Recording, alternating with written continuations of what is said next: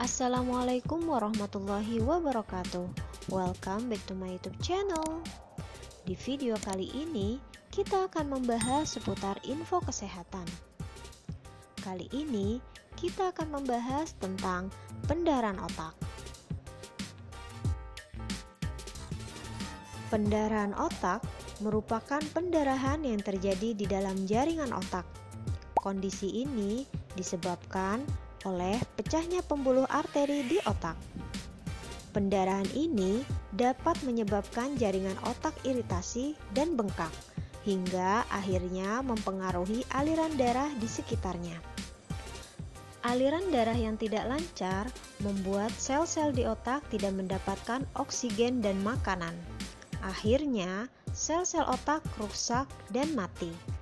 Banyak orang yang mengalami pendarahan otak memiliki gejala mirip stroke, seperti mengalami kelemahan pada salah satu sisi tubuh, kesulitan berbicara, atau mati rasa. Pendarahan yang terjadi pada otak merupakan kondisi yang sangat umum terjadi dan dapat menyerang pasien dari golongan usia berapapun. Maka dari itu, kita harus mengetahui apa saja gejala serta penyebab dari pendarahan otak. Penyebab pendarahan di otak dibagi menjadi dua. Yang pertama karena trauma kepala, dan yang kedua pendarahan otak spontan atau disebut juga sebagai stroke yang biasanya disebabkan oleh hipertensi. Berikut beberapa faktor resiko dan penyebab pendarahan otak yang biasa terjadi. Yang pertama, tekanan darah tinggi. Yang kedua, cedera kepala. Yang ketiga, kelainan pembuluh darah. Yang keempat, gangguan pembekuan darah. Yang kelima, pembengkakan pembuluh darah. Yang keenam, kelainan dinding pembuluh darah. Tanda-tanda dan gejala yang muncul pada kondisi ini biasanya cukup beragam.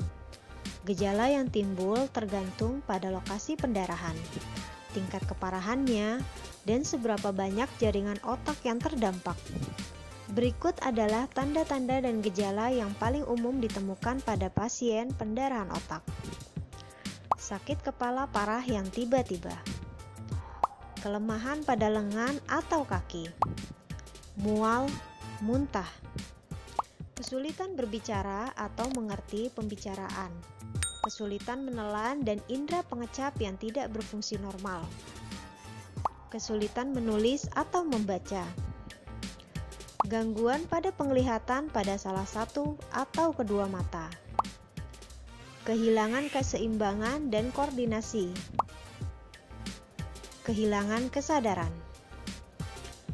Jika pendarahan otak terjadi pada bagian bawah atau batang otak, pasien dapat mengalami koma hingga gagal nafas.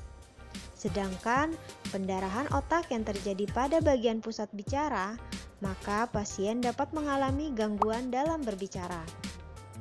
Jika terjadi gejala yang tadi disebutkan, segera periksakan diri ke dokter secepat mungkin.